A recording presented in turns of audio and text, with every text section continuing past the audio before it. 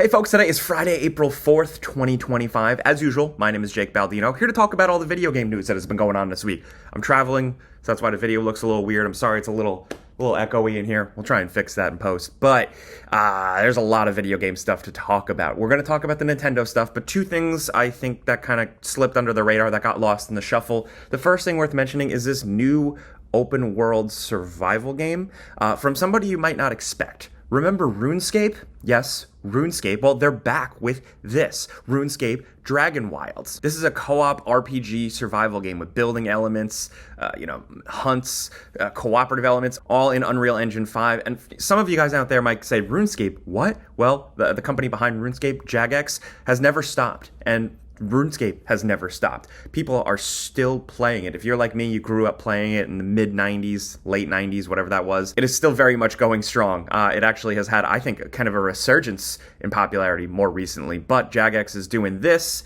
It's very different. It's co-op. It's limited to 4 players, so it's not like an MMO thing. But it looks cool and it has potential just because it's coming from such a different studio. They've done it differently for so long, and they've done other things in the past, but this one particularly, I'm just curious to see how it shakes out. I'm almost very apt to say, like, do we need another 4-player co-op action survival RPG with knights and dragons? I feel like we have plenty, but if one's coming from the people behind RuneScape, that's where I'm a little more interested. So thankfully, we don't have to wait too long to actually see this, it seems, because according to their website, and I'll link everything in the description down below, spring 2025 early access. So yeah. And speaking of like knights and swords and early access games, we finally got a new trailer for Blight Survival. We've talked about this one for quite some time. I think it's been like a year or so, maybe almost up to 2 years before we've gotten another good look at it. This is technically a multiplayer game, but they're trying to really go for that cinematic single-player action experience with it. And I will say this trailer is very evocative of the original trailer, but it's nice to see that this project is still going. So if you want to watch that whole thing, I'll link that down below. But of course, the elephant in the room, the big thing we got to talk about this week, and I might have to break this up in the middle with like a sponsor or something. I do apologize for that, but stick with me. We have a lot of Nintendo Switch 2 news to dive into. I also was able to touch it. I got my hands on the Switch because the Switch 2 event, like the reveal preview event thing, was in New York, and I'm here, so that was good. And here it is in all of its glory. Nintendo Switch 2, it is 1080p, 120 hertz, 7.9-inch LCD screen with HDR support. When it's docked, it can output up to 4K. This device has 256 gigs of storage. It's nice to see a tech company be at least somewhat generous with the gigabytes. It has these new magnetic Joy-Cons, a little bit more powerful, a little bit more beefed up, enhanced HD rumble. The console itself is also going to have a built-in mic with all these creative game chat features. There is a C button on the console that does all this. Essentially, it accesses like a new hub where you're going to have chat features, cool screen sharing, and more. And the console itself, $450 US. Definitely in line with today's prices for console hardware stuff. A bit steep maybe for some parents who bought a Switch Lite for their kid on sale and now they're like, wait, what the hell? But for the average gamer, I don't think this price really surprised any of us. It's launching June 5th officially, but it's really the thing that did surprise us is the prices, man, the prices of everything else. So if you want an extra pair of Joy-Cons, that's $90. Then, of course, if you're playing for Switch Online or the Switch Online expansion pack or whatever, you factor in those prices. But really, it's the games. We're seemingly very quickly getting into the era of $80 and $90 US games, at least coming from Nintendo. Again, we don't know if the other companies are going to follow suit, but I mean, Nintendo is a big fish. So Mario Kart World, like the big flagship title, right? This thing with Nintendo Switch 2, it's going to be $50 in a bundle as a digital copy, like with the console if you buy that. But it's $80 on its own. $80 US for Mario Kart. That's a lot, man. I don't really have anything big and creative to say about any of this or insightful, but that's a lot. Especially with what we've been seeing floating around. It seems like $80, but then $90 in some territories with like the Switch digital or versus physical versions. I'll link that in the description down below if you want to read up on it. Right now, because I'm on the road, I don't have the most clarity on that, but the most important thing is that $80 might be the new baseline for some games if they're willing to charge $80 for Mario Kart. So here's how the rest of it shakes out. Upgraded Switch 2 games, like there's like a new version of Breath of the Wild that's like 60 frames per second and stuff like that. So if you want to buy that, there's a Kirby and the Forgotten Lands one. These are going to come at $70. Now, I know Nintendo doesn't really usually do discounted games, and I know their games stay the same price for a long time, but that's steep. On the flip side, though, third-party games, it does seem like they're going to have more normal prices. We've seen price points of $40, $50, and $60 from all the different third-party studios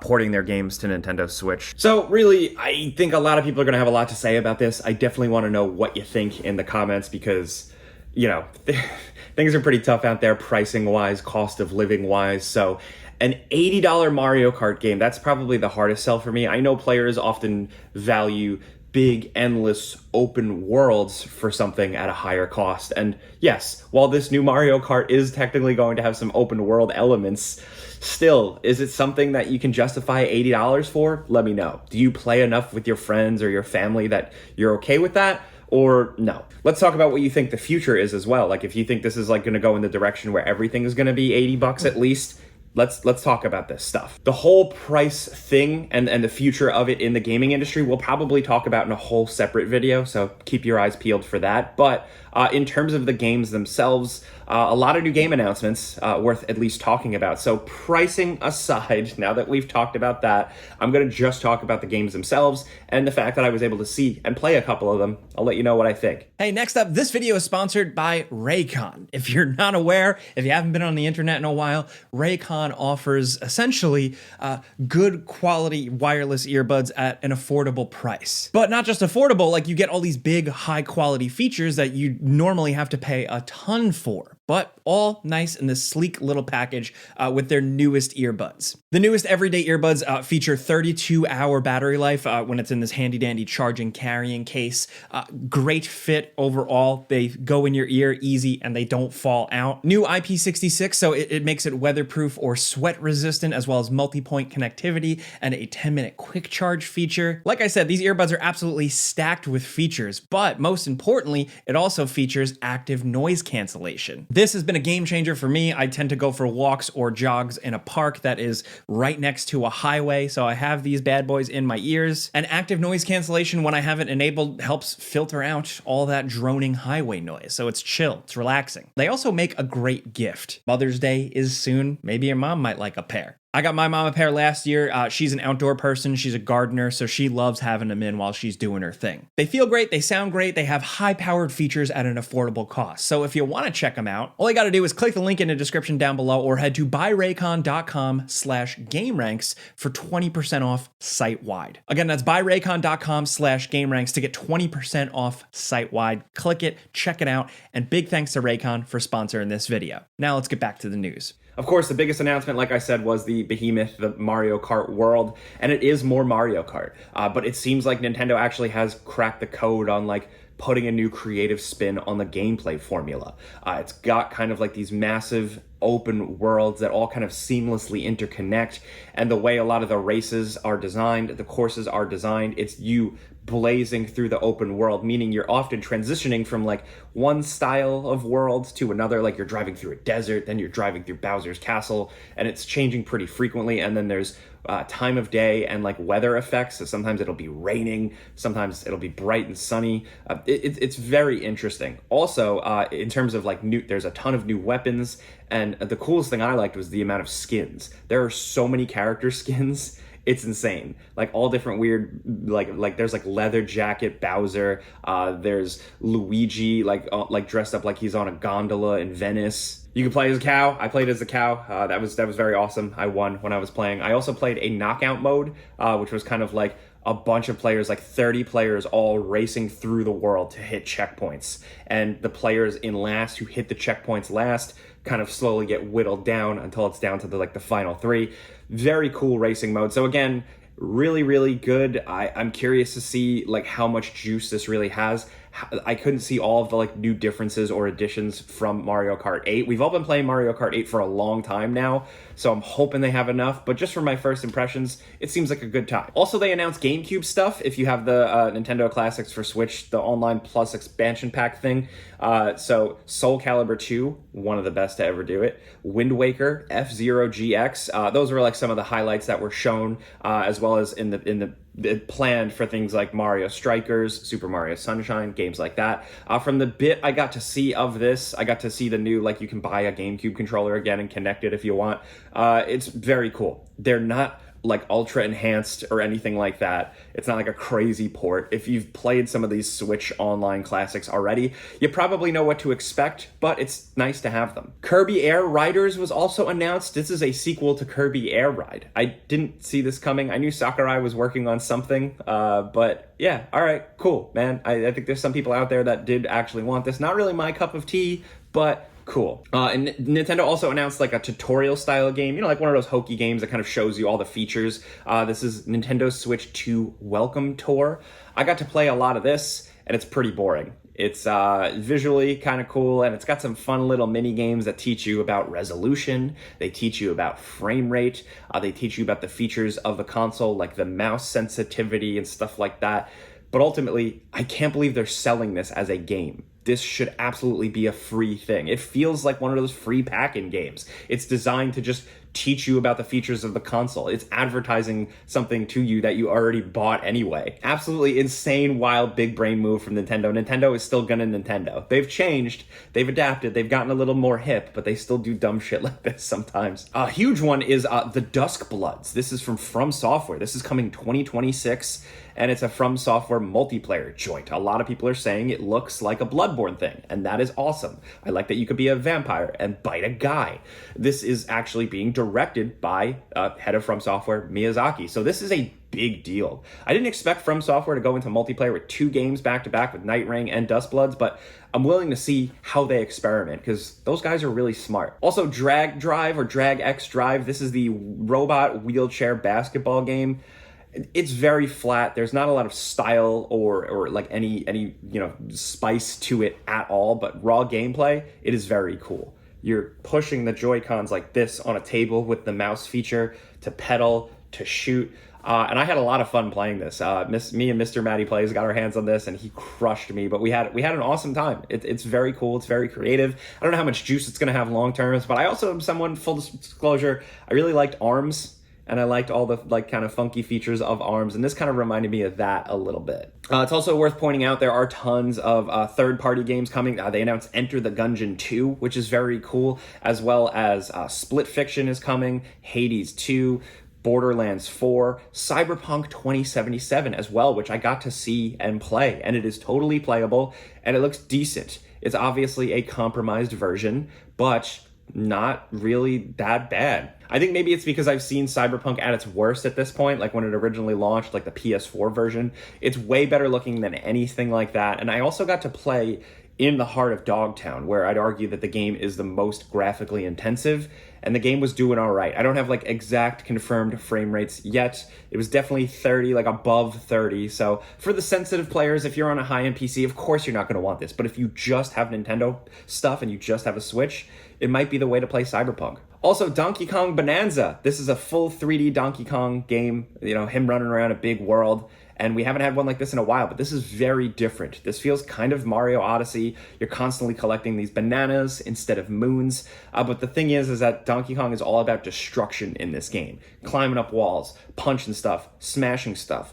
It's like Red Faction. Like Red Faction 1 for some of my older heads out here, where you could just take a rocket launcher and shoot it into a wall and dig a tunnel forever. You could basically do that in this game. You're constantly just punching through mountains, punching through walls, ground pounding into the ground, finding stuff, collecting stuff. It's crazy. It's very aggressive. It's really fun. I don't know how long that's going to last, like how much they can creatively shake that up over the course of a whole game, but it was just way more interesting than I expected. It's not just Donkey Kong running and jumping. Also, last but certainly not least, Metroid Prime 4. It's awesome. I got to play what felt like the opening, like the intro sequence where Samus is like, of course, super powered. She's got all of her powers, and then they probably inevitably take them away from you. But I got to like land on a moon base and help all these soldiers out. And they're all like, hell yeah, Samus is here. And you go through this whole area blasting aliens, shooting doors to open them, scanning a couple of things, you know, basically doing pretty straightforward Metroid stuff, like if you've played Metroid Prime. But then there's a really, really good boss battle at the end that I was absolutely hooked on. So in terms of differences and stuff like that, I wasn't able to see any of the new stuff. It was a pretty standard Metroid Prime play sequence, but visually, production design, sound design, everything was just like insane. So smooth. I saw the game at 120 frames per second. It's wild. Samus looks good. Everything looks sharp. The amount of explosions going on, ships flying by on screen, NPCs running around, flashy cutscenes. It felt crazy, but it still felt distinctly Metroid. Very simple, very easy to understand. Okay, cool badass lady bounty hunter shows up. You're helping these soldiers. You gotta ultimately kill a monster. It's very much like good, simple storytelling, and it might even be a good entry point for kids getting into the series. I absolutely loved it. It was basically like what I was expecting, what I was hoping, just more Metroid, but like crazier and more awesome. Again, I only played about 20 minutes or so, but so far, so good. But that's everything I wanted to get you guys caught up on this week. Like I said, I am traveling, so I gotta get back at it. But let me know what you think about everything we talked about. The Nintendo Switch stuff, of course, right? But also the pricing. The pricing is gonna be the big conversation. But alongside that, I also wanna know what you guys think about Jagex's new open world survival game. Are you a RuneScape player? I know you're out there. I have some friends that still play. So let me know what you think of this. Is this the direction you want them to go? Are they making something you actually want here?